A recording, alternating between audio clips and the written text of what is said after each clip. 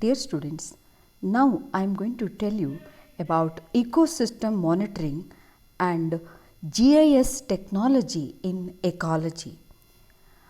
So, what is system monitoring or environmental impact assessment? Ecosystem monitoring, you know what exactly monitoring is, checking the condition of a ecosystem by comparing the results of examination made at different time intervals to understand the impact of various disturbances in order to restore natural functioning of ecosystem. So this is you will find here it is the so many aspects of ecosystem examined or assessed or investigated and compared, and all these assessment to know the extent of a disturbances or the impact of a particular event, or else it is to future planning. So here in this picture you will able to see this is a research group in Uttarakhand, how they are assessing the impact or the changes in the climate and so many other aspects by taking the measure of the tree trunk and different aspects of a forest ecosystem. Here you will find how the diver taking the sample from the deep ocean. So how the aerial photography will going to give lot of information regarding the environmental impact assessment. Ecosystem monitoring can be defined as the systematic sampling of air, water, soil and biota in order to observe and study the environment. It is the sample will be assessed. It is maybe the water, air in the ecosystem, and it is going to help to assess the impact of a particular pollution, or else it is for helpful for future planning what type of conservation strategies to be employed. Ecosystem monitoring is the information system that deal with the observation, estimation and forecast of changes in the environment. So lot of it is data collected and it has to be analyzed using proper software. So it is that's why it is a information system that deal with the observation, estimation and forecast of changes in the environment. Ecosystem monitoring aim to assess the changes in the environment in the background of anthropogenic activities or human activities, human related activities causing lot of disturbances in the ecosystem. So that impact assessment and future planning will be taken by this impact assessment method.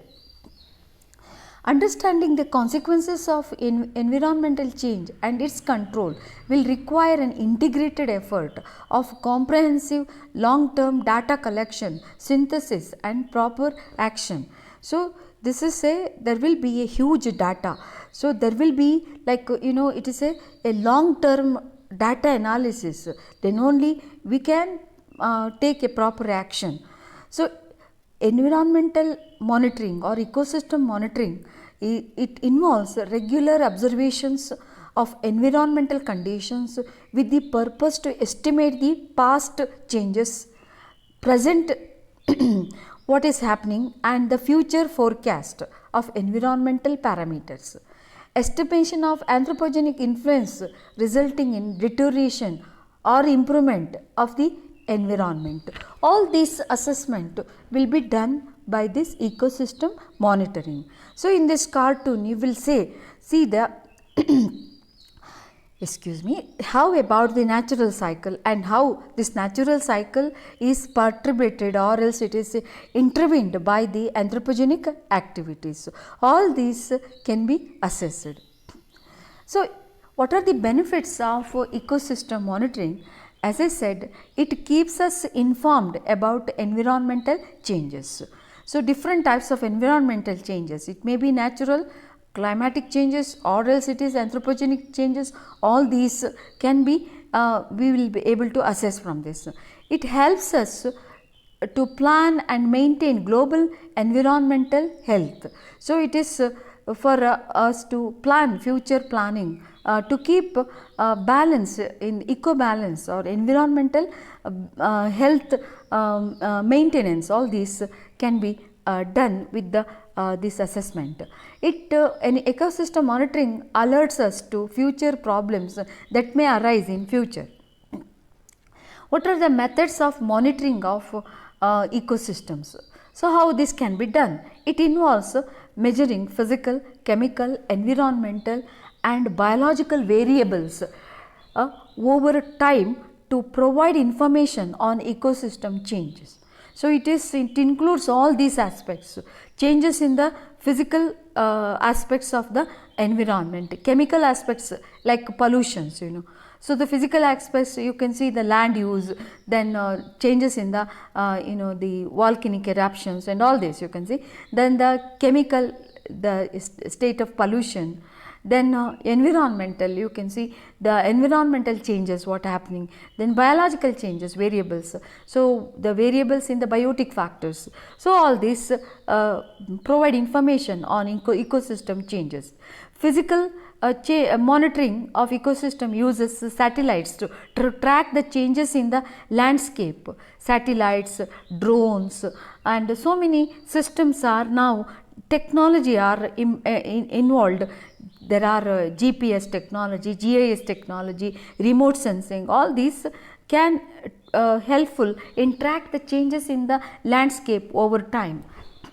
Environmental monitoring that tracks the changes in the climate, temperature, weather pattern. This also can be assessed through remote sensing. Then geoinformatics.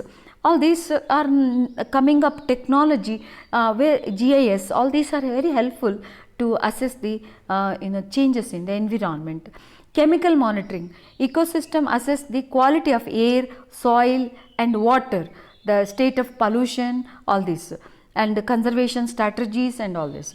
Then the biological monitoring of ecosystem to detect the changes in the living systems, specifically to detect the effects of human activities on biological system. So this is about the environmental monitoring. Let us study how we can employ some technologies in ecosystem monitoring. The very first is Geographic Information System, GIS. Then the role of remote sensing in ecology. This I have discussed already in my previous video. Then Global Positioning System, GPS and its applications. Then ecosystem modeling, how we can use all these methods to derive some ecosystem models. So these two I am going to discuss in my later videos. Now I restrict myself to how ecosystem monitoring can be done using Geographic Information System or GIS technology. What exactly is Geographic Information System? So GIS, Geographic Information System, is a computer based tool that analyzes, stores, manipulates and visualizes geographic information in the form of maps. So this the geographic information we assess now, we have lot of data we can collect and store in the computer, and we can derive, depending on our requirements, we can derive the data in terms of the information maps. Okay, for example, here if we want to assess the data of a vegetation, we can get the data the map like this from of a area. That is what we require. If we want to the requirements, if we want to have a knowledge about buildings in an area, so that information will provide. So this is what you can see, Geographic Information System. GIS can show many different kinds of data on one map. You can see a single map, it includes all the data. which gives the streets, buildings, vegetations, all these we can get in one map, or else we can get in separate maps. Okay, this is the vegetation data, this is building data, this is the street data, river data, like that. GIS can help to understand spatial patterns and relationships, how they are spatially they are occupied, the distance, then the space, all this knowledge we will get from these maps. So what is the geographic information system? How this system works? What is this technology? So we will understand the basics of this technology. A geographic information system is a computer based for capturing the data, storing the data, checking the data, and analyzing the data and displaying the data depending on our requirement or related to the positions on the Earth's surface. So how the data can be captured for in the geographic information system? So in geographic information system, the data capturing can be done in following methods. So cartographic data that are already in the terms of maps or information about a location of the rivers, roads, hills and valleys already there, already developed already. That is the cartographic data. Photographic data, analyzing aerial photographs, that is taken from remote sensing technology, taken from satellites, taken from a drone. So this is the photographic data analyzing or aerial photographs. Then digital data, so computer data collected by satellites that show land, the amount of land use, the location of the farms, towns, forests, all this data. So we can get digital data or computer data using satellite technology.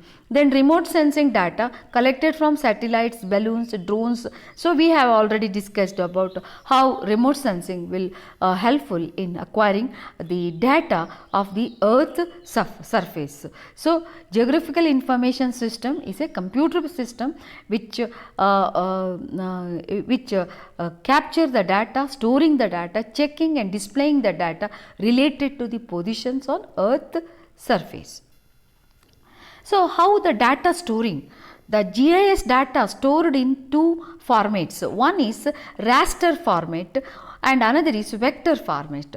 Raster format are the grids of or cells or pixels. So these the data are in raster format. Then the vector formats are in the form of shapes, polygonal, points or else in the lines. So the street map or else the river map or else the area of a forest, area of the water, area of the soil. So like that you can see this is what the vector format. So these are the format of the data storing. GIS is useful in storage, management, analysis of large quantity of spatially distributed data. So this is now it has there are several softwares are developed and there are so many apps are developed to access this data. That is the data of geographic information system. So how the displaying of data in this geographic information system? So this displaying of the data related to the position of the Earth's surface can be these are useful in a spatial relationship to establish the spatial relationship and linear networks. What is spatial relationships? May display the topography such as agricultural fields or else the forest areas, streams, all these data. So these are the spatial relationships. Then linear network such as geometric networks represented by roads, rivers, public utility grids in a GIS. So the linear network of rivers can be mapped on a GIS, indicate the stream flow of different tributaries. So all these you can see the street data or else river data. So these that is you can say linear network, whereas a spatial relationship with respect to the forest area, then the where exactly the land used for agriculture, where exactly the rich biodiversity, all this you can see spatial relationship. GIS must make the information from all the various maps and sources sources they align so they fit together in the same scale. You will find all these data will fit into a same scale. A scale is the relationship between the geographical area and it is the measurement, that is what the scale. So how this GIS is useful in ecosystem monitoring or else in ecology? GIS is a powerful tool for environmental data analysis and planning. GIS stores spatial information data in the form of digital mapping. GIS data are associated with their respective geographic features. So it is a large amount of data can be stored, and GIS can manage different data types occupying in the same geographic space. For example, a biological control agent and its prey. So it's a control agent and its prey may be distributed in different abundance across a variety of plant types in an experimental plot. So although predator, prey and plants occupy the same geographic region, they can be mapped at a distinct separate features. For example, this is how exactly. So this is they are all these occupied in a same geographical area. The data we can acquire, the street data, then the building data, vegetation data. Likewise, we can assess the data of the prey organism, predator organism, or else the biological control agents. Those are distributed in an area.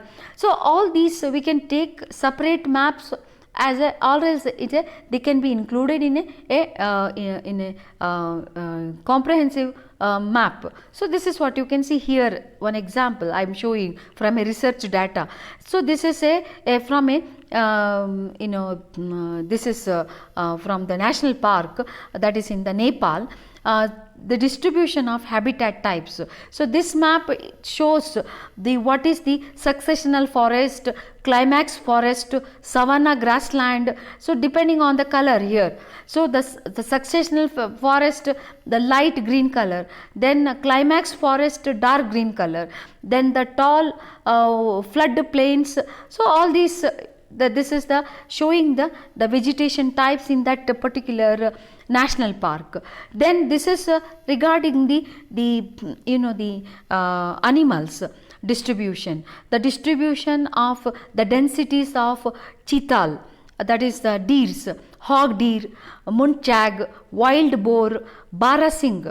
Barasingh is again it's a deer species.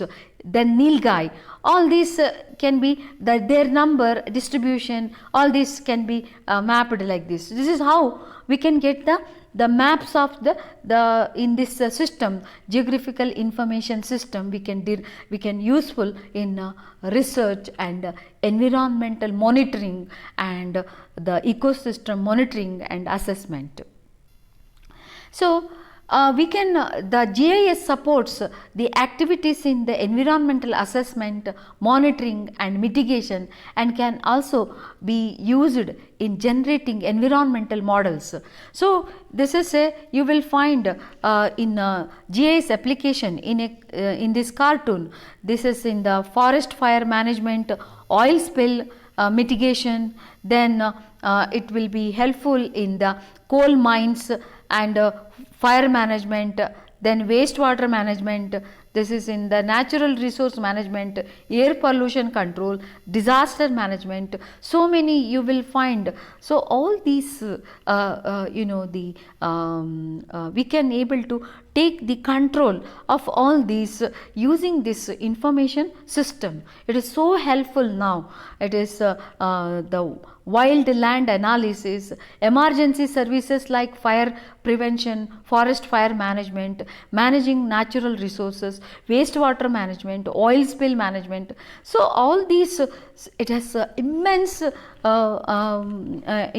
the applications one can visualize. So it is a very important. You can definitely, you should have you should along with this undergraduate program, one should get additional course on this, so that you can apply to have the proper knowledge about how the environment monitoring or ecosystem monitoring can be done. So this is another picture I have taken from another research. This geographic information system helpful in planning and managing environmental hazards and risk. So this is in the area of Lebanon. So forest fire hazard mitigation, and they have developed this map from the information from remote sensing and GIS. So these are the you can see the fuel types map. This is the slope gradient map, then vegetation cover map.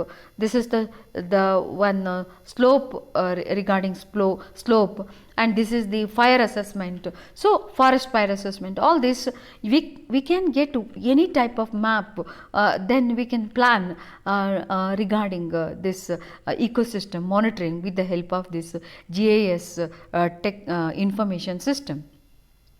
So the maps derived from modeling in GIS are highly useful in making the strategies in wildlife management, conservation planning.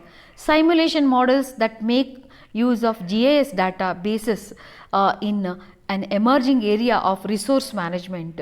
Using GIS in the field, one can rapidly map waste storage sites, its volume, content, state of waste containers, all this. With the GIS technology, people can compare the locations of different things in order to discover how they relate to each other. So, example, using GIS, a single map could include the sites that produce pollution, such as factories, and the sites that are sensitive to pollution, and such as wastelands, wetlands and rivers. Then such a map would help people to determine where water supplies are most at risk. So this is the advantage of GIS system. So this is better than any graphical system, where you can see this in a one map we can assess the pollution and as well as the sensitive zone with the help of this map. So it is easily we can understand. This is the advantage. GIS becomes the primary repository for information that can be quickly accessed and viewed when required. GIS is becoming more suitable for emergency operations and is integrating the tools that allow a real-time display of information. So it is a flooding and all this. Rapid access to information, safety, efficiency, better resource management, decisions can be made with the use of GIS. GIS technology can provide critical information at the need of the hour to take the remedial process. So such a wonderful technology, hats off to this technology. So don't forget to have a short-term course on this, and and also thanking this technology by celebrating GIS Day this year, November 17th, 2021. Thank you.